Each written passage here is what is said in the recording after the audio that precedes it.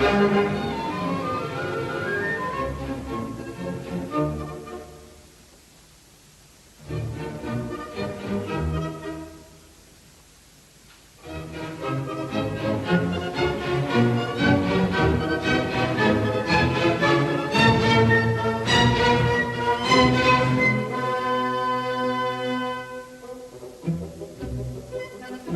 afternoon and welcome to the Corona missions here on 160 metres narrowband FM mode. This is vk3sl and we're here to test. We're here to validate volume and clarity.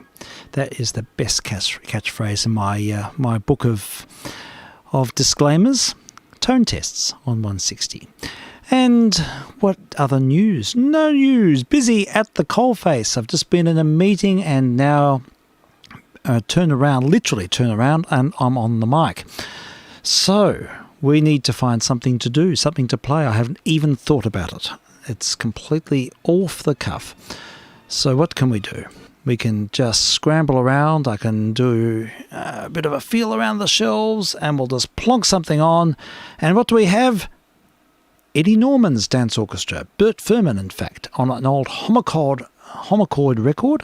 And let's have a listen to Spring Is Here. Good track for today.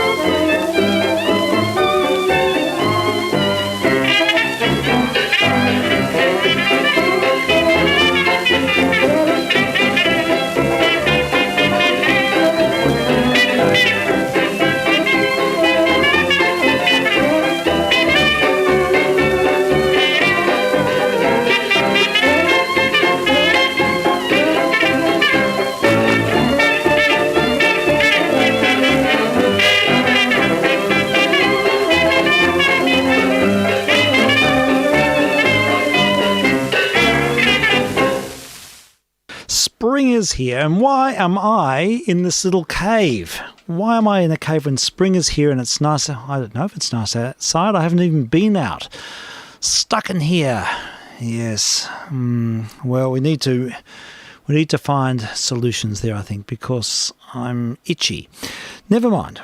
Well, we'll continue for the time being, and then I might just get out of hibernation and work out what's happening in the bigger world.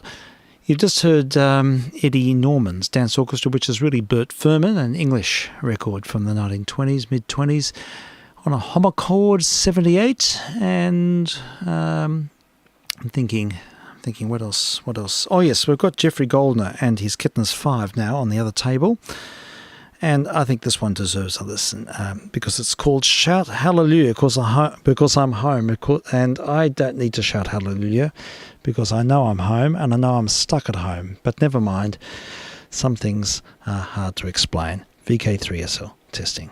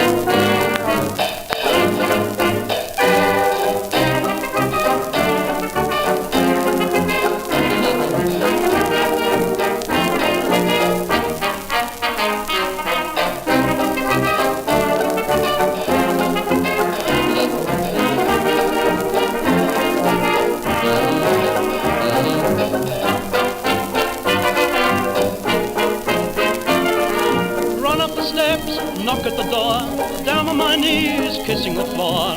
Shout hallelujah, 'cause I'm home, home, never to roam. Take off my coat, take off my hat, wind up the clock and throw out the cat. Shout hallelujah, 'cause I'm home, back home.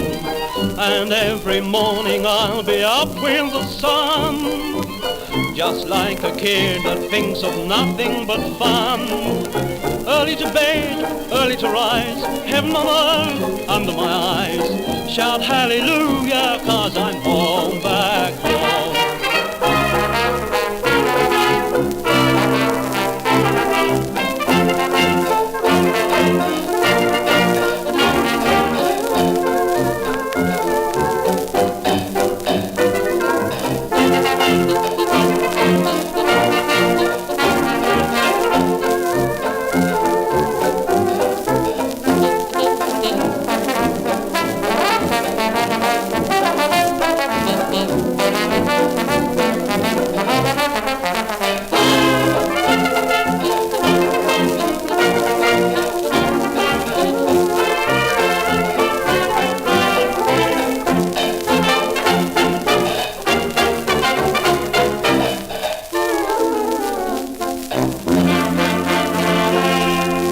VK3sl testing on 160. You just heard a Regal 78 of Jeffrey Goldner and his Kittens 5 from about 1928. And just a reminder that tonight we have the Grand OTR session. I'm looking forward very much to inviting Jamie to the helm, and also we'll have Frank with us as well. The three of us will wax lyrical about OTR and nostalgia in general, and that session will start at midnight. I'll start a little earlier myself just to get the ball rolling and check that all systems are going, but at midnight is when the fun and games start. So yeah, thoroughly commend that. Now, I was looking last night, I had a bit of a look on YouTube, well, not YouTube, but just online, to see if I could find out information on Tom Stax.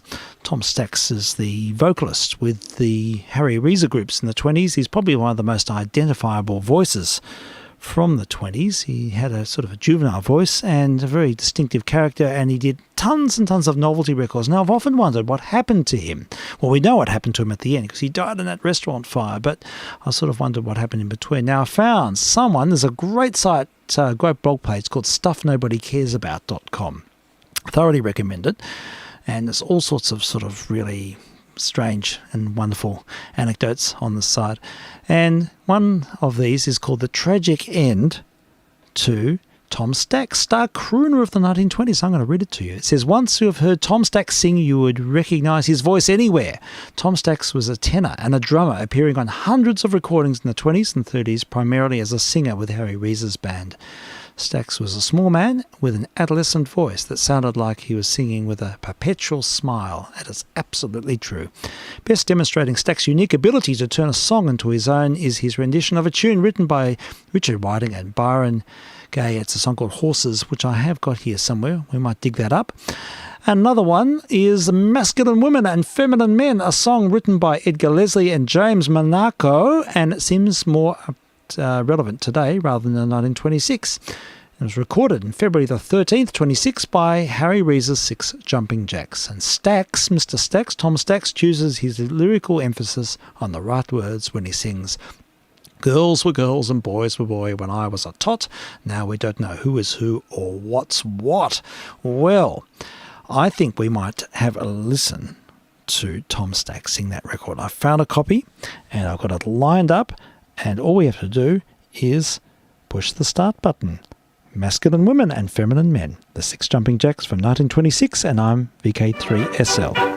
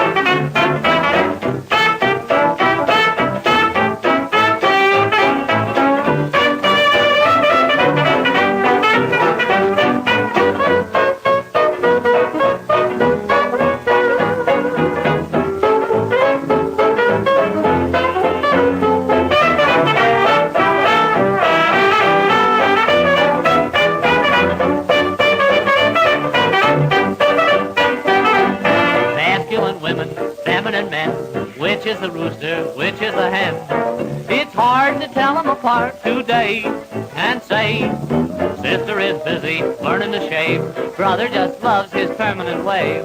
It's hard to tell them apart today. Hey, hey, girls were girls and boys were boys when I was a tot. Now we don't know who is who or even what's what. Knickers and trousers baggy and wide. Nobody knows who's walking inside those masculine women and feminine men.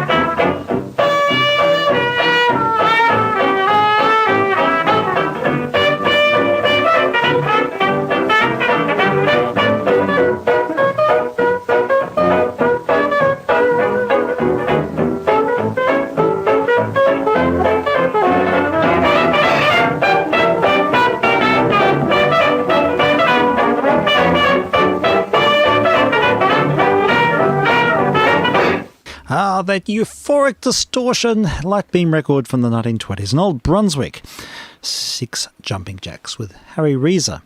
And we're looking specifically at Tom Stax this afternoon, and I might sort of reinvigorate this topic later on tonight as well, because it intrigues me.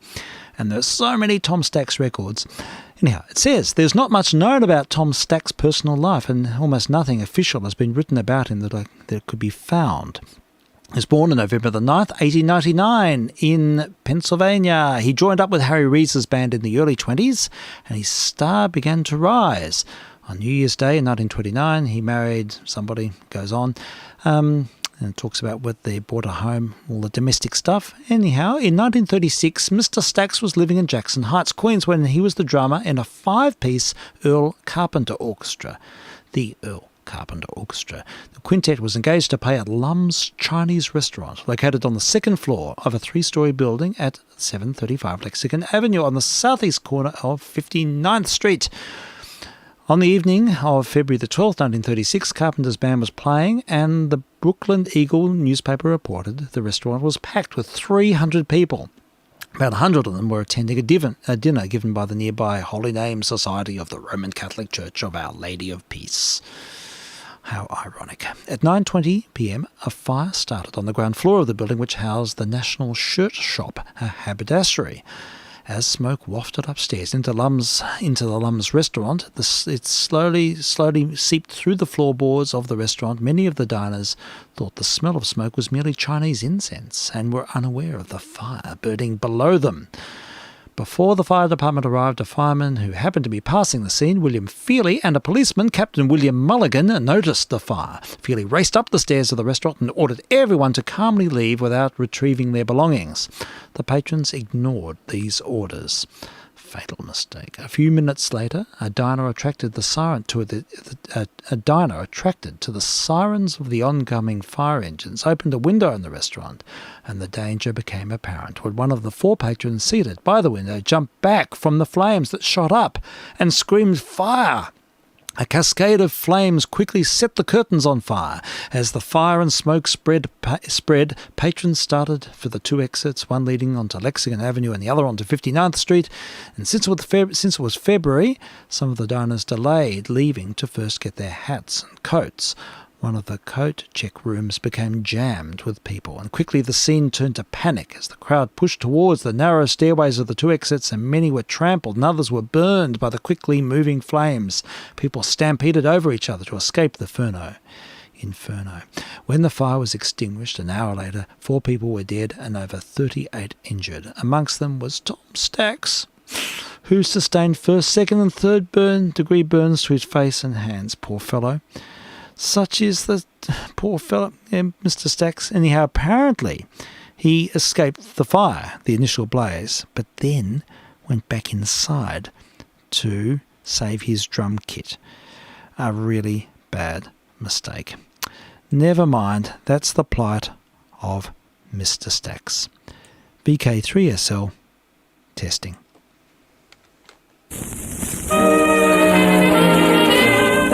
My imagination, your imagination.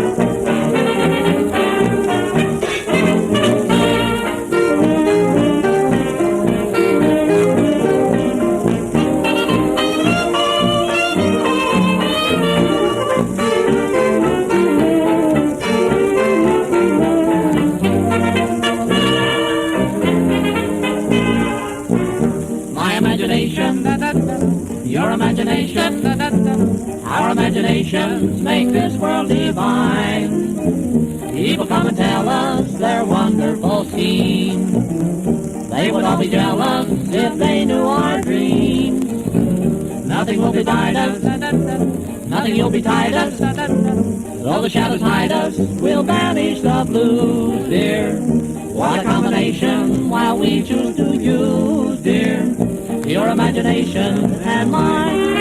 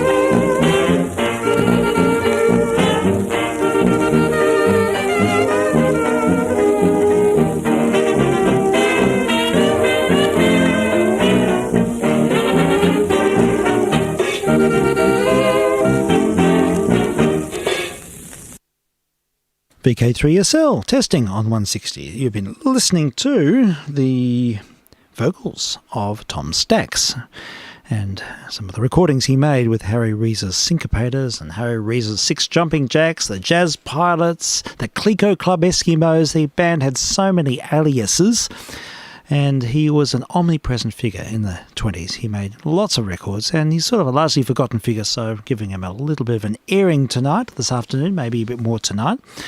And let's have a listen to another. And this one's called Susie's Fella, and it's with Harry Reese's Syncopators, recorded in 1926. I'm VK3SL, testing.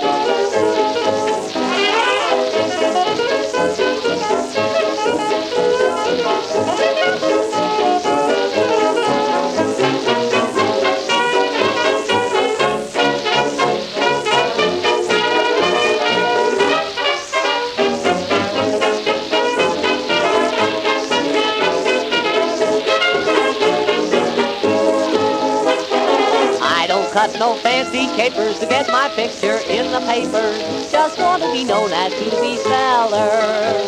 Now I get a thrill when I hear 'em yelling, who's got the sweetest little watermelon? Nobody, no one but Susie's Feller. I love to hear him say, look at those lips, and who kisses them? Why, he kisses them. All those eyes, blue as sky, says, who does she roll in for? Now having dough is not essential, knowing her is my credential. I just want to be known as Susie's Feller.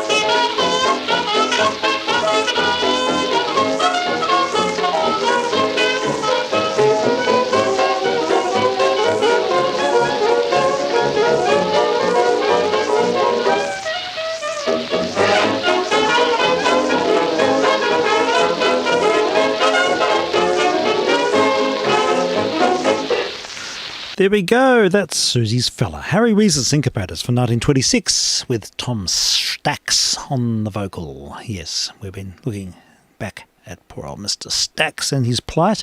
Made so many records. He's such an identifiable voice. You hear him all the time. And I'm being lazy here. I'm just sort of picking YT examples where I've got a lot on the shelf as well. But I'd have to look for those. Well, here's another one. Here's another one with the Harry Reese Ensemble under their different alias. This time, the Jazz Pilots. Let's have a listen to Just the Same. Harry Weese's Jazz Pilots from 1927. This is VK3sl.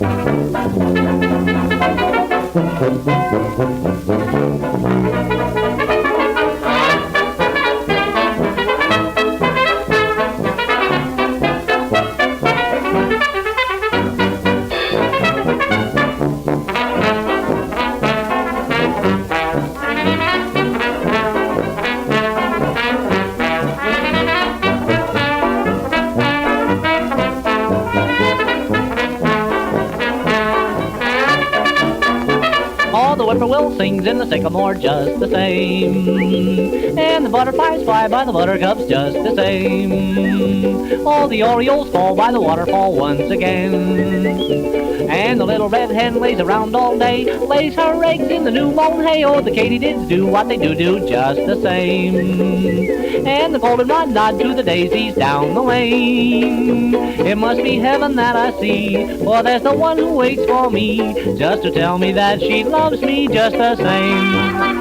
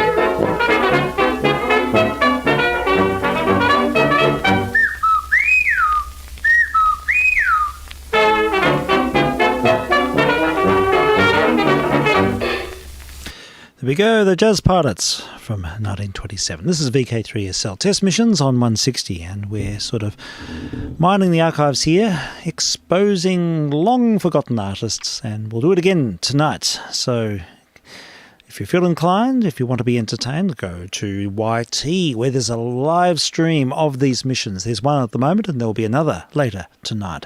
And that's the place to go if you want to be entertained. Otherwise, you can listen on air, but these are strictly tone tests, it has to be said.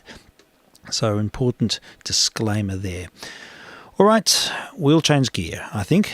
I'm getting a little bit self-indulgent here, and I should be doing something else. I can see some light outside the door. Maybe it's still light outside. Maybe there are other people in the world. I wonder. Let's go and have a look. And while I do that, I'm going to play an episode of D24. Yet another. We've got quite a few here. So let's have a listen to one called Quarrelsome Bandits, I think it's called. The Quarrelsome Bandits. Let's have a listen. It'll be all very sobering, I'm afraid. It'll reduce the tone, but we'll do what we can to elevate things afterwards. VK3sl.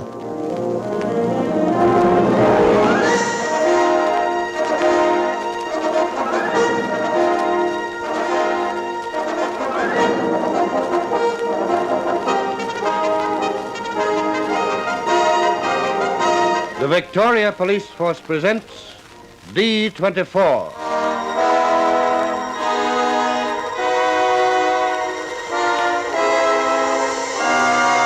From the files of the Victoria Police, for the first time come these true stories of unceasing war against crime, of day and night vigilance that protects our life and our property, and of the nerve center of the Police Information Bureau, D24.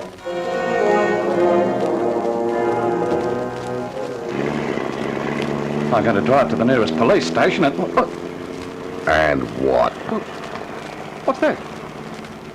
What are you doing? It's a gun sport. I put it right in the back of your neck. So stop arguing and keep driving. This is the true story of the quarrelsome bandits.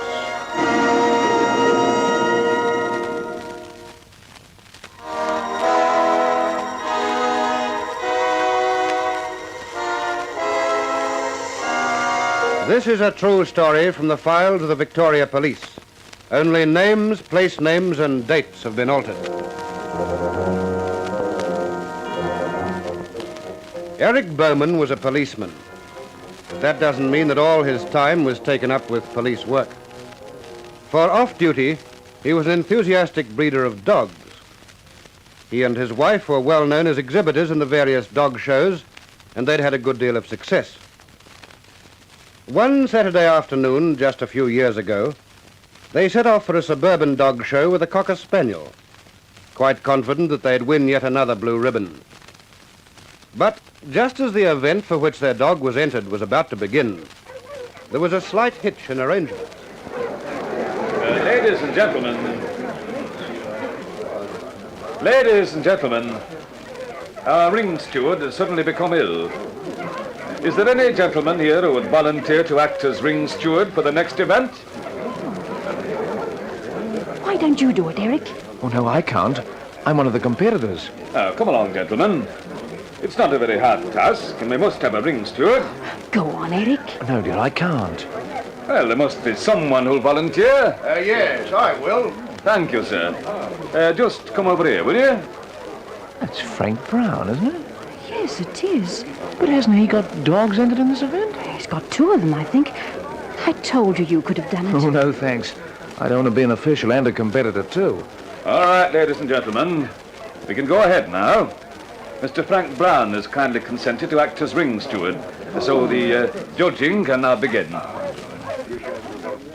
What numbers are Brown's dogs? Do you know, Mary? Yes, they were the next 2 to ours, 22 and 23. But don't worry, dear. 21 will win, and we'll go home with another first prize. Well, I hope so. Go along now. You take him into the ring. I'll watch from here.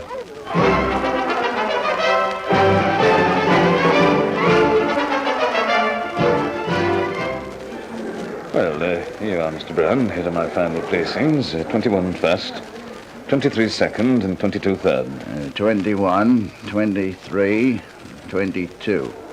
What do I do with these? You go out and announce the result. Do I? All right, then. And I'll come out in a minute and present the prize. Righto.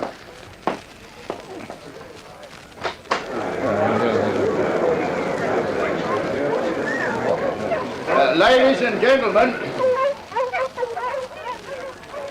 I have here the placings for the Cocker Spaniel event. 23 first, 22 second, 21 third. We only got 3rd. Oh, bad luck, dear. What a funny thing that Mr. Brown's dog should get 1st and 2nd. Yes. Coincidence, isn't it? Oh, well, we can't win every time. Come on, dear. We'd better be going.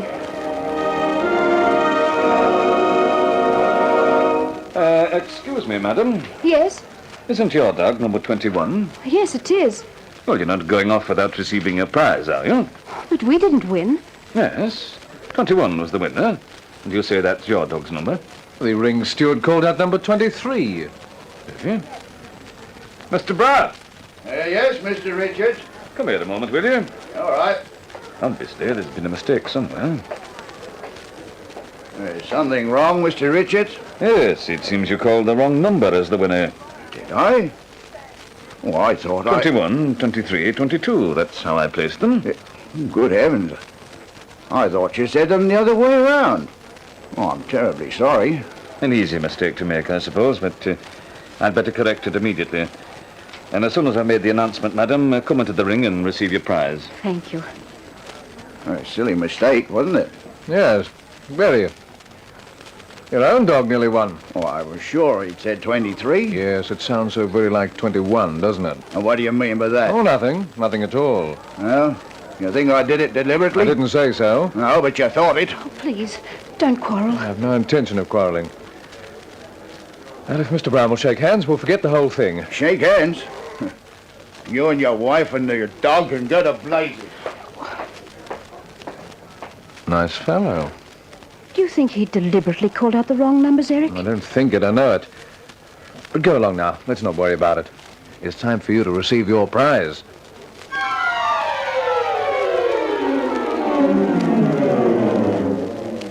And so Constable Bowman and his wife were presented with a handsome trophy. But he had little time to think any more about the dog show.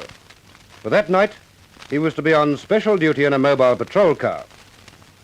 And so we'll leave him for a little while and turn our attentions to two men named Jack and Ronald.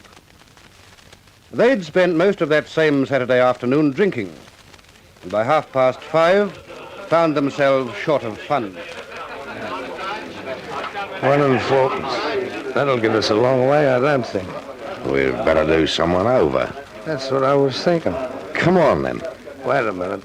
Where are we going? We can start by knocking off a taxi driver. Yeah, that's small-time stuff. It'll do for a start.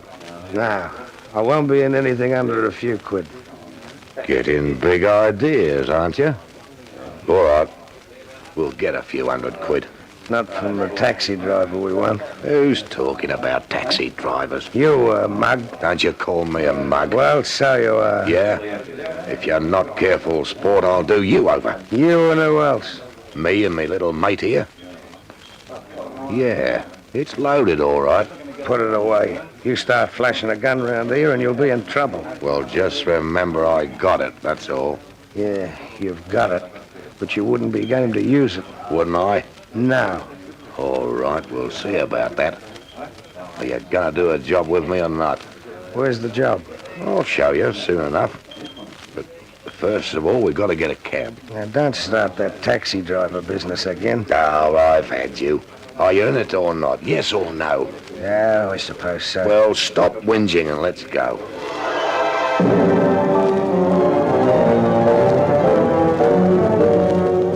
And so two men who'd had more than a little to drink joined forces.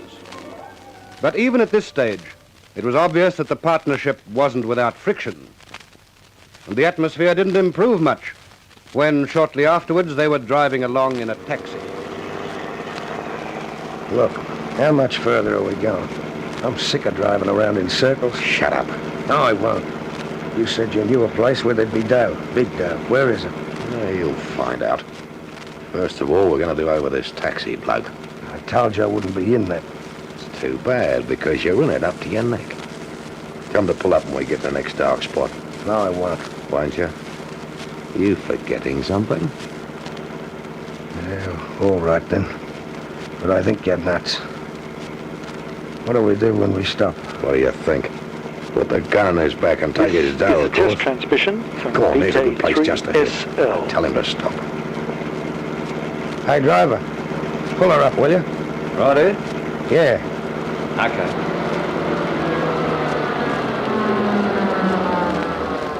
When we've got the dough, we'll kick him out and then grab the cab. Righto. Hey, Jack. What? There's a cop standing in the shadow right by the cab. Shut up, then. Driver, I don't reckon this is the place after all. Huh? We must have made a mistake. What street are you looking for? What was the name again, Ron? Robinson Street, wasn't it? Yeah, that's right. Robinson Street. Don't know any Robinson Street around here. Must be somewhere. I'll ask this policeman. He might know. Yeah, it doesn't matter. Hey, Constable! The mug. Yeah, what's the trouble? You know, a Robinson Street about here? Robinson Street? No, can't say I do. It doesn't matter. So that's where you want to go, isn't it? I thought that was the name, but it must be wrong. Hello, that's you, Jack. Didn't recognize you at first. You too, Ron. What brings you out this way at this time of night? We're going somewhere. But you're not quite sure where. Mind your own business. Go on, start her up, driver. Hey, just a minute. We haven't got time. You got nothing on us, so let us alone. There's no law that says we can't drive around the taxi, is there? No, as long as you've got the money to pay for it. Well, we have. Let's get going. All right, Constable? Oh, yes. But don't get up to any tricks, boys, will you? Ah. Come on, sport, on your way. Righto.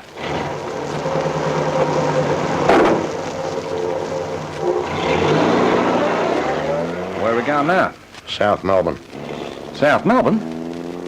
Look, are you sure what you said to that policeman was right? You have got enough money to pay for all this running around. What if we haven't? Eh? And I'll drive to the nearest police station and And what? What's that? Yeah. What are you doing? It's a gun, Sport. I'm putting it right in the back of your neck. So stop arguing and keep driving.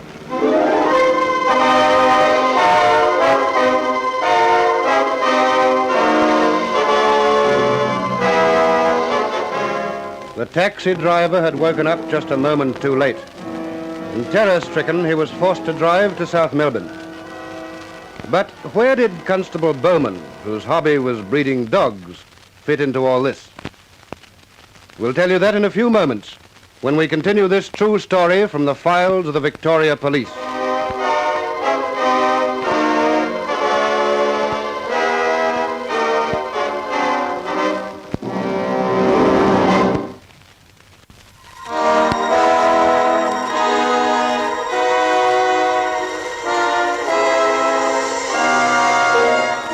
This is a true story from the files of the Victoria Police.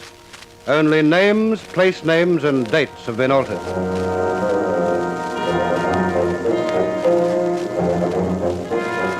As the people of Melbourne were enjoying their usual Saturday night entertainments one night in 1947, a terrified taxi driver drove two young men through the suburban streets to South Melbourne. He was terrified because one of the men was pressing a loaded revolver close to the back of his head. And he didn't know whether to feel relieved or not when, outside a hotel, he was ordered to stop the taxi. All right, this'll do. Pull her up. Yeah. Right.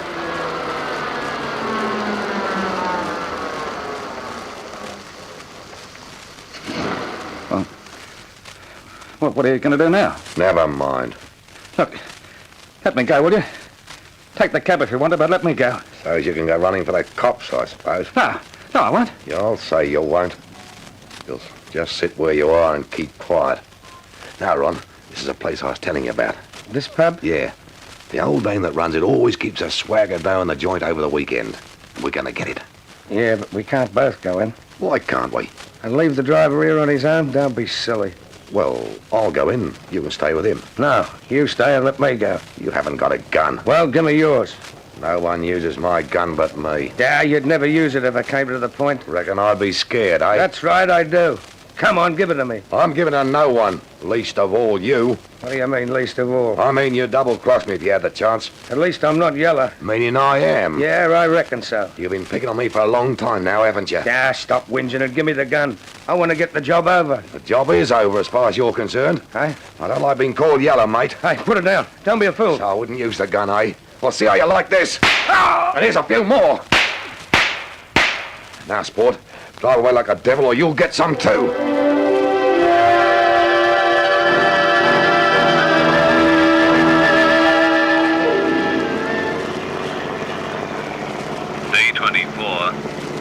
D24 calling car 23. Car 23.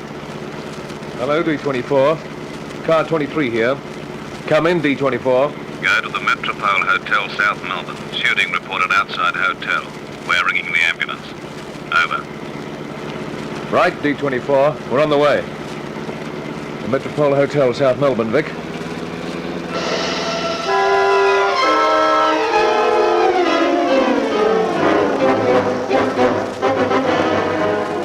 Do you recognize the voice of the policeman in car 23? Yes, it belonged to Eric Bowman, whom we met earlier at the dog show. But now he was on the job. And in a matter of moments, he was kneeling beside the wounded Ron as he lay on the footpath outside the South Melbourne Hotel.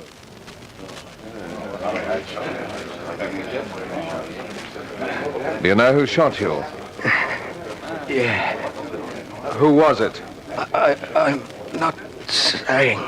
Now, that's silly. Who shot you? Me mate. Who's your mate?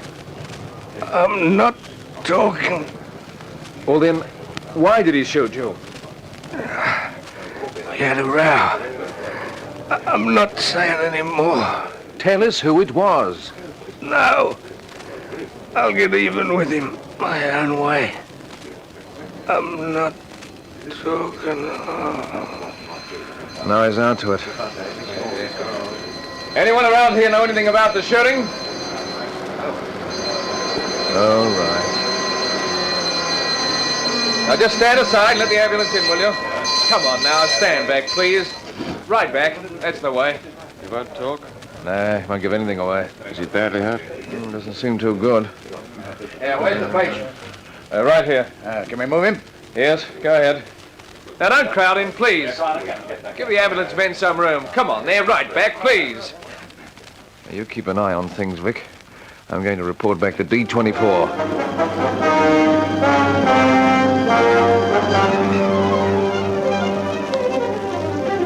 The police could obtain very little information about the shooting. They knew the identity of the victim, Ronald Page. They picked up 4 spent bullets, and 1 or 2 bystanders eventually gave them a sketchy description of a man who'd been seen driving away from the scene of the shooting. But that was all, for the victim refused to talk. But just the same, D24 sent out another call. D24 calling all cars and stations.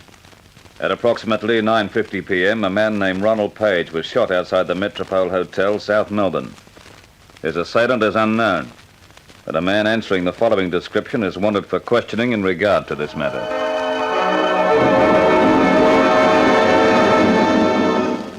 Hello, D24. This is Constable Norman, Box Hill here. Yes, Constable. I heard your call about that South Melbourne shooting. Yes. I saw the man Ronald Page earlier tonight. Did you? Yes, in a taxi with another man whose description seems to fit in with that of the man you want. Do you know his name? Yes, I do. Fellow by the name of Jack Brown. You know where he lives? Somewhere in Malvern, I think. But you'll have a record of him in there. All right, thanks, Constable. We'll check right away.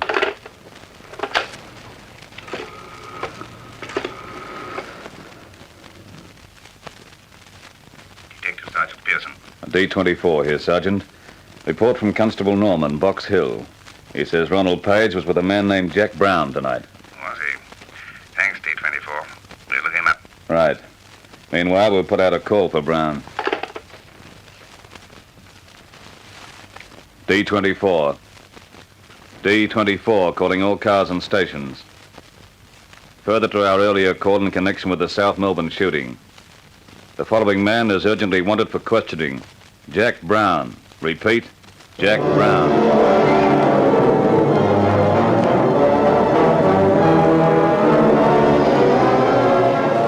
So the police went into action. It took only minutes to find Jack Brown's address. And soon Detective Sergeant Pearson was briefing a small team of detectives. Well, now, men, I want you to take the utmost care. This man Brown is almost certainly armed with a .45 automatic, and there seems no reason to believe he won't use it. We don't want any shooting if we can avoid it, because apart from the fact that we don't want any dead policemen, there may be other innocent people in the house. We've got to apprehend this man, but be careful, because he's dangerous.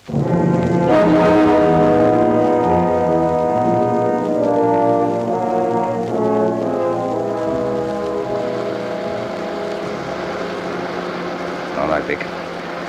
We'll pull up here and walk the rest of the way. Signal the cars behind to stop, will you? Right, sir.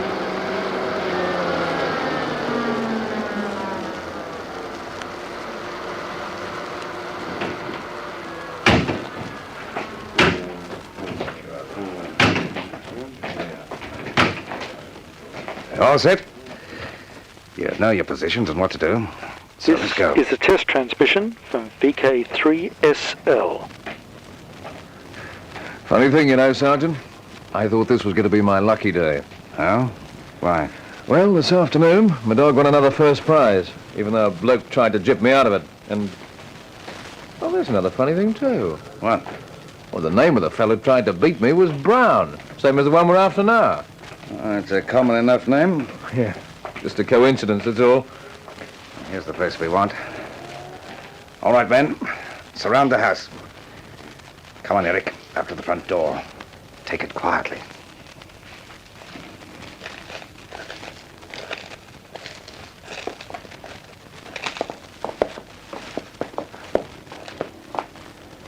Righto.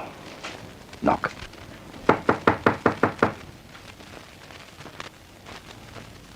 Try again.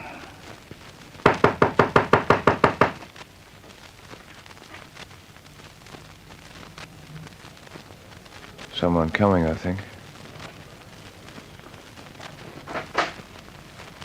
Yeah? Police here. Does Jack Brown live here? Yeah. So it is you. Hey, Constable Bowman. That's right. What goes on here? Mr. Brown and I met earlier at the dog show, didn't we? Yeah. Yes, we did. Jack's your son, is he? Yeah. Is he home? Yes, and I'm worried. What about? He's got a gun. If you go in, he'll shoot you. I'll have to chance that, I'm afraid.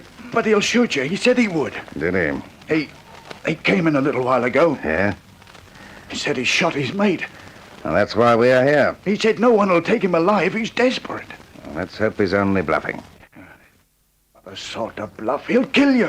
He'll have to chance that. If he's got any sense, he'll give himself up. They've got the house surrounded, so he can't possibly get away. Which room's he in?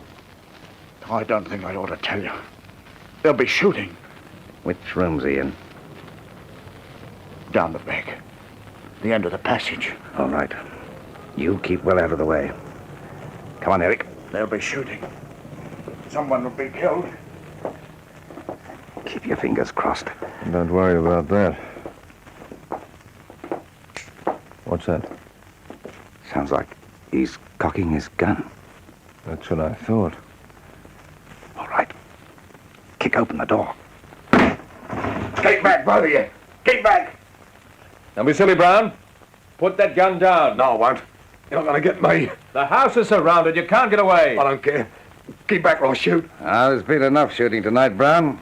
So put it away and be sensible. No, I won't. I'll kill me, mate. You're not going to get me. Your mate's alive, Brown. No, he's not. You're just saying that. He's dead and I killed him. I tell you he's alive. You wounded him, but you didn't kill him. You're lying. I'm not lying. I'm getting out. Look out, Eric. He's getting away. Into the kitchen. Come out of there, Brown. No. Leave me alone. For the last time, put down that gun. Now, come on, Brown. I thought I'd kill him. I didn't mean to shoot him. I didn't mean to.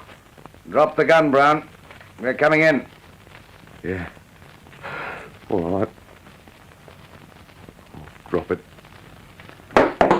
All right, Eric. Put out your hands, Brown. You sure Ron's not dead? Certain of it.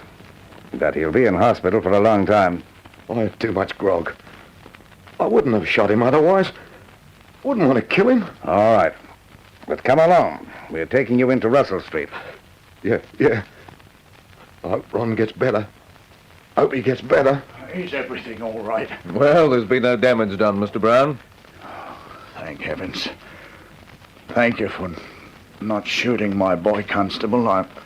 I'm very grateful to you. We don't like shooting any more than you do, Mr. Brown. No, and I'm sorry about this afternoon. Oh, forget it. I hope your dog wins everything in future. He's far too good for mine.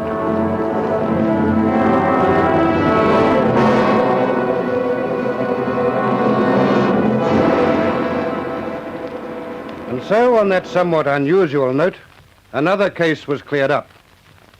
It was later proved to the satisfaction of a Supreme Court jury that Jack Brown's gun was the one used in the shooting of Ron Page, and Brown went to jail.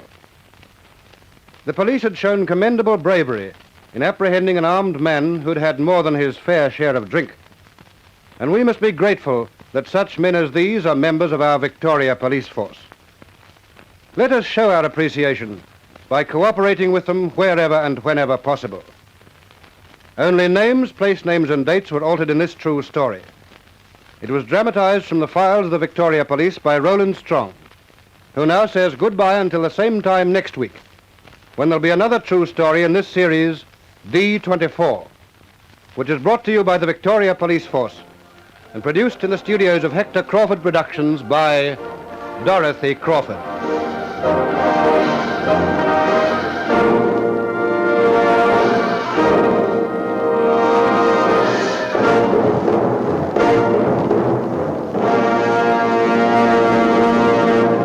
And vk3sl says good night to Rod and Strong. Amazing, people speaking about themselves in the first person. There we go. That was another episode of D24. We're getting through the files here. That's a little bit more palatable, that one. The last couple of days have been pretty harrowing. All those domestic violence stories. Not exactly what we want at these times, really. Never mind. Let's have a look and see what else we have in the stash. Picked out an old festival LP. An original Decca, it says here. And happens to be a recording of Leroy Anderson conducting his own compositions. I reckon we need something light, a bit frivolous, being a Friday afternoon, and I'm almost on holidays. So I think we'll run with this. And a reminder that we have Missions Abound tonight at 11:30 on this frequency and also on 2 metres on 147.479. There is our late night missions. And tonight is it's the evening each month where we invite Jamie into the fold, and we look forward very much to an OTR session tonight with Jamie. I haven't checked the playlist yet, but I imagine there's all sorts of wonderful goodies there. And it's always a really good evening. So thoroughly recommend that one later on. And of course there is the streaming service that goes with it. And just for people's information, there's a blog spot that sort of adds some context to these missions. They are just a frivolous self-indulgence, really. There's nothing else to it, but if you want to know what does go on and what the background is, it's vk3sl.blogspot.com, and there's an email address there as well if you want to make comment or contact me, vk3sl@hotmail.com. All right, let's have a listen to Leroy Anderson and his ensemble, vk3sl.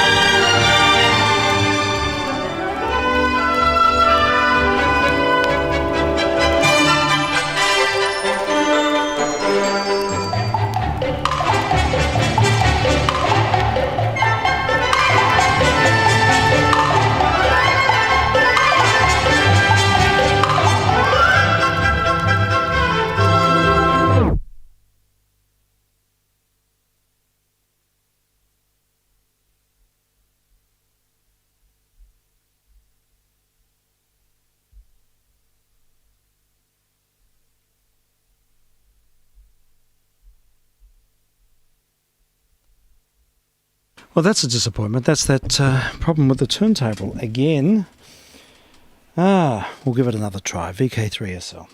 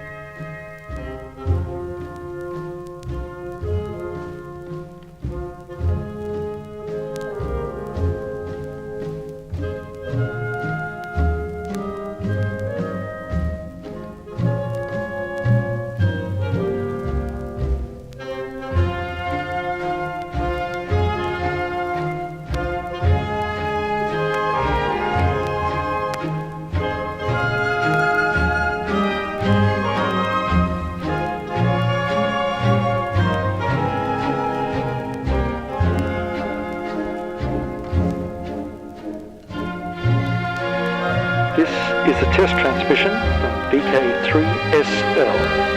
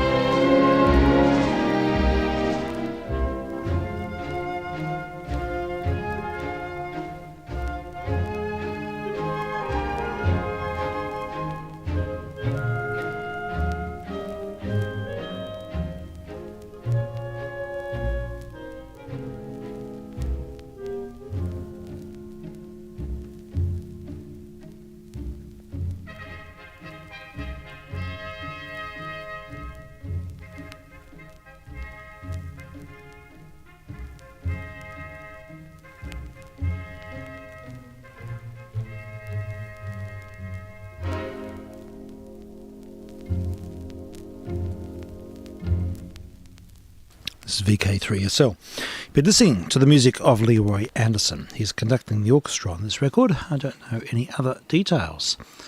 It says, with his Pops Concert Orchestra. It's a Decca re-released by Festival in the 50s on a 10-inch LP.